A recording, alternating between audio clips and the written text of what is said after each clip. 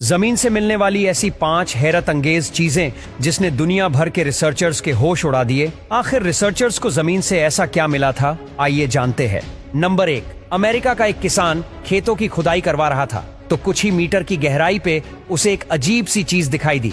उस चीज की सच्चाई जानने के लिए जमीन को मस्जिद खोदना था। जैसे जैसे खुदाई का काम होता गया वैसे वैसे वो चीज जमीन के ऊपर नमूदार होने लगी। मालूम पड़ा कि ये एक बहुत ही बड़े जानवर की खोपड़ी थी। जब इस खोपड़ी को लेबोरेटरी भेजा गया तो मालूम पड़ा कि ये एक ऐसे जानवर की खोपड़ी थी जो आज से 15,000 साल पहले धरती पे रहते थे, जिनको वूली ममत कहा जाता था। देखने में ये जानवर हाथी जैसे हुआ करते थे, लेकिन ये बहुत ही खतरनाक माने जाते थे। ये माना जाता है कि हजारों साल पहले लोग इस जानवर के दांत निकालकर हथियार के तौर पे इस्तेमाल किया करते थे। ये जानवर ठंडे और बर्फानी इलाकों में रहते थे, लेकिन वक्त के गुजरते गुजरते ग्लोबल वार्मिंग की वजह से इनकी नस्ल इस धरती से ही खत्म हो गई। नंबर 2, अर्जेंटीना में रहने वाला ये जमींदार सोच भी नहीं सकता था कि उसकी जमीन से ऐसा भी कुछ निकल सकता है। ये जमींदार अपनी जमीन की सैर कर रहा था कि अचानक उसकी नजर किसी अजीबो गरीब गोल सी चीज पर पड़ी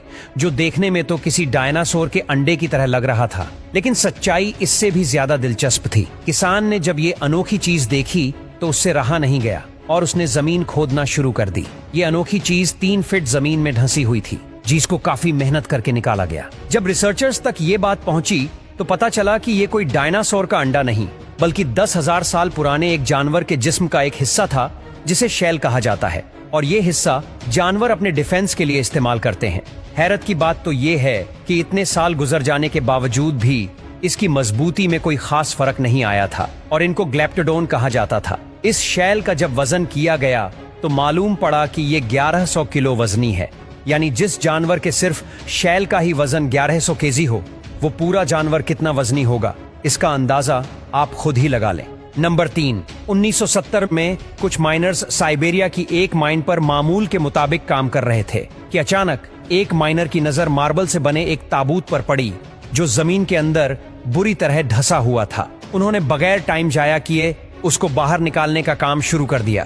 क्योंकि ये ताबूत इनकी सोच से भी ज्यादा वजनी था, इसीलिए उनको ये बाहर निकालने में काफी वक्त लगा था। अब ताबूत बाहर आ चुका था और अब बारी थी उसको खोलने की। जो माइनर्स ताबूत मिलने पर ही इतने हैरान थे, उनको इस बात का बिल्कुल भी इल्म नहीं था कि अगले ही लम्हे वो क्या देखने जा रहे हैं। जब ताबूत को खोला गया तो उसके अंदर एक जवान और खूबसूरत लड़की की बॉडी मिली।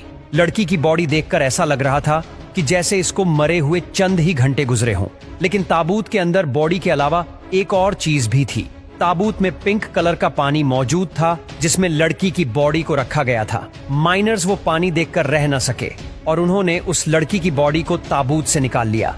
जैसे ही बॉडी को ताबूत से निकाला गया उसी वक्त बॉडी गलना शुरू हो गई।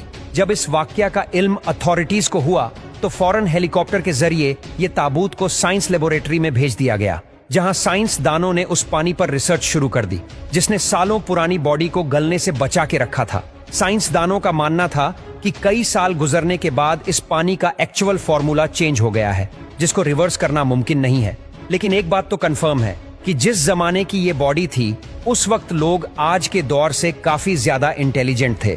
नंबर 4, यूं तो वक्त के साथ साथ आर्कियोलॉजिस्ट को कई अनोखी चीजें जमीन में दबी मिलती रहती हैं, लेकिन चौंका देने वाला वाकया 2012 में पेश आया जब अफ्रीका के पहाड़ी इलाकों में एक ऐसा इंसानी ढांचा मिला जिसकी हाइट आम इंसानों की हाइट से कई गुना ज्यादा थी और उसका सर भी कई फुट लंबा और चौड़ा था। रिसर्चर्स का मानना है कि हजारों साल पहले इंसान का कद लंबा हुआ करता था, लेकिन वक्त के गुजरते इंसानों का कद छोटा होता गया। नंबर 5, चिल्ली के कोस्टल हाईवे की रिपेयरिंग के दौरान 120 फुट ऊंची चट्टान पर 5-10 नहीं बल्कि पूरे 75 ढांचे मिले, और वो भी वेल्स के। वर्कर्स को ये समझ नहीं आ रहा था कि रेगिस्तान के बीचों बीच, जहां से समंदर भी काफी दूर था, वहां एक ही वक्त में 75 बड़ी बड़ी वेल्स के स्केलेटन क्या कर रहे हैं। आखिरकार जब बात आर्कियोलॉजिस्ट तक पहुंची तो इन्वेस्टिगेशन शुरू हो गई, जिसमें ये मालूम पड़ा कि ये वेल्स के ढांचे 20 लाख से 70 लाख साल पुराने हैं।